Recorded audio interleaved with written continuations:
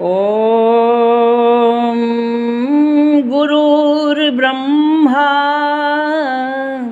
गुरुर्विष्णु गुरुर्देव महेश्वरः गुरुर्साक्षात् परम ब्रह्म तस्मै श्री गुरुवे नमः। ब्रह्मा विष्णु महेश जिसका ध्यान करते थे भाइयों बहनों माताओं, वह परम ब्रह्म परमेश्वर है। परम ब्रह्म परमेश्वर की कोई शरीर नहीं है। सारे संसार को जिसने बनाया है वो परम ब्रह्म परमेश्वर है। वो धरती से आसमान तक फैला हुआ है। 14 भुवन में, तीनों लोक में ओम भूर्भुवः स्वः, वो भूर्भुवः स्वः है। वो ब्रह्मा विष्णु महेश के ब्रह्मा विष्णु महेश बनकर वही परम ब्रह्म परमेश्वर निर्माण और पालन पोषण करता है। उसकी उपासना सभी देवताओं ने किया और उसकी उपासना से सभी महान बने।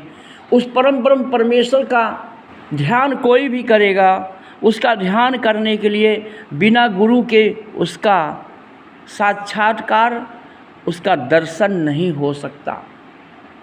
उसके ध्यान में इतनी ताकत है कि समस्त ब्रह्मांड का ज्ञान प्राप्त हो जाता है, क्योंकि उसी परम ब्रह्म परमेश्वर का ध्यान सभी महापुरुषों ने किया, सभी अवतारी पुरुषों ने किया।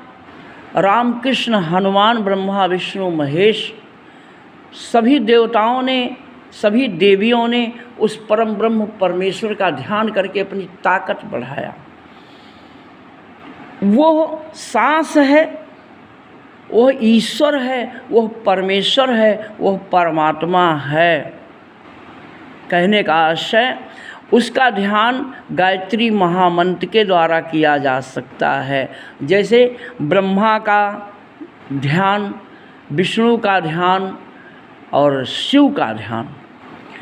शिव के ध्यान के लिए नमः शिवाय कहा जाता है, राम के लिए श्री राम आय नमः, कृष्ण के लिए श्री कृष्ण आय नमः, श्री दुर्गा माता की जय।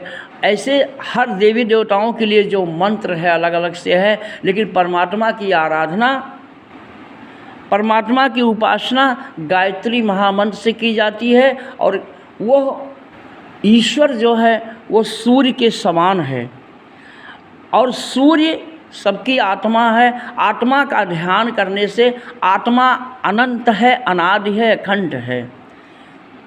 आत्मा शाश्वत है। आत्मा और परमात्मा, जीव ब्रह्म, गुरु और शिष्य का सनातन संबंध होता है। हर जन्म में गुरु और शिष्य का संबंध मिलता है। जो एक बार गुरु और शिष्य का संबंध बना लिया इस जीवन को पाकर, उसका हर जन्म में गुरु और शिष्य का संबंध हो जाता है। हर जन्म जन्म के लिए हो जाता है।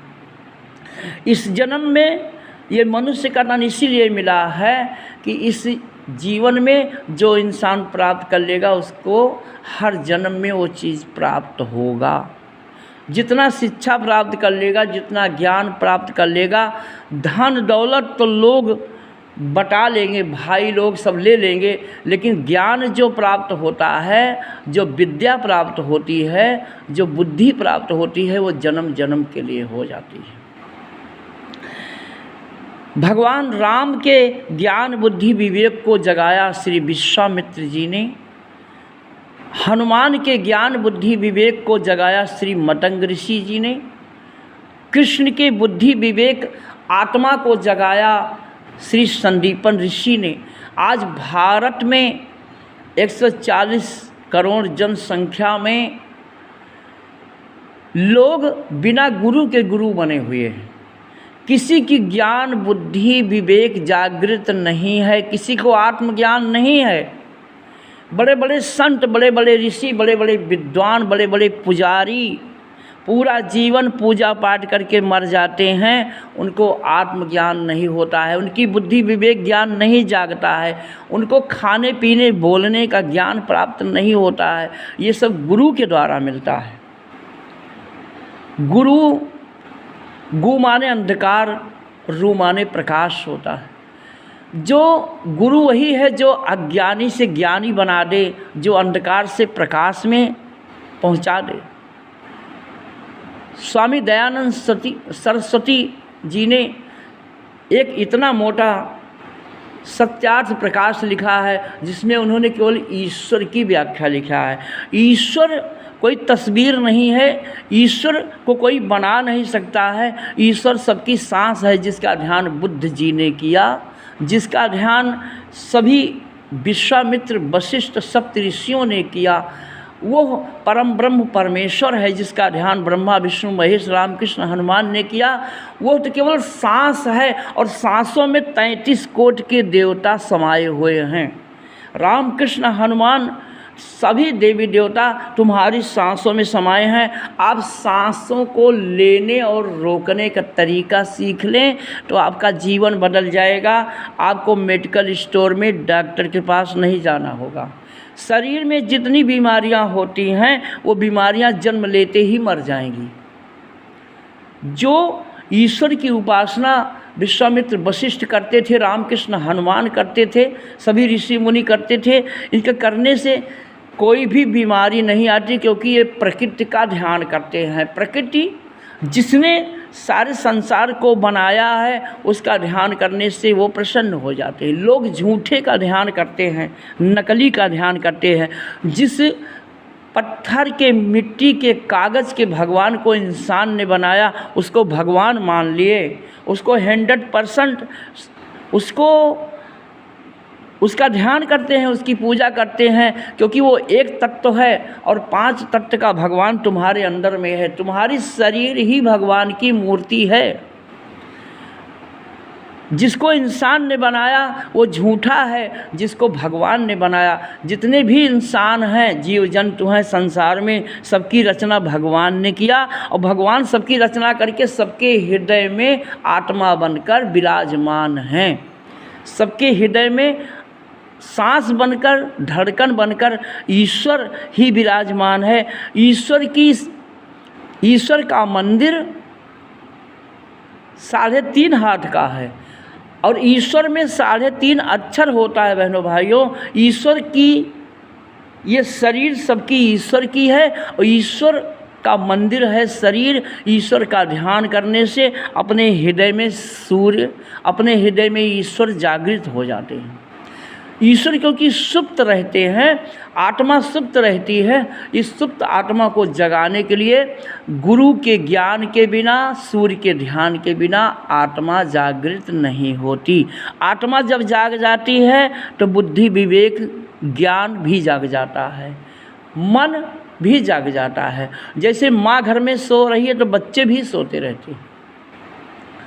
अगर शिव पार्वती, आत्मा सबकी शिव पार्वती है, आत्मा सबकी राम और सीता है। हनुमान जी ने सीना फाड़ के दिखाया कि श्री राम जानकी बैठे हैं मेरे सीने में।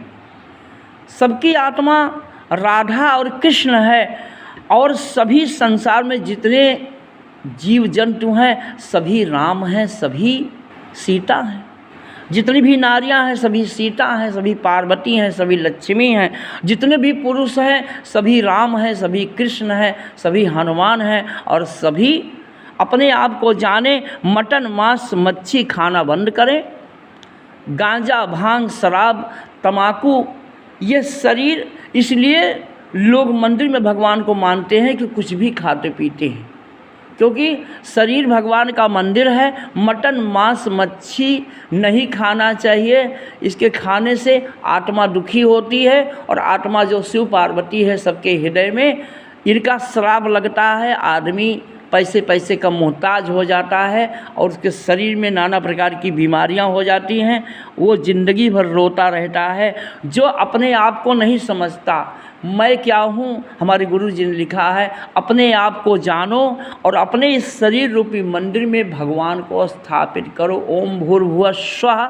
जो स्वः है ये सूर्य हैं, स्वः ही गायत्री माता हैं, स्वः ही शिव हैं, स्वः ही राम हैं, स्वः ही कृष्ण है। अपने आत्मा का ध्यान करें तो क्या होगा?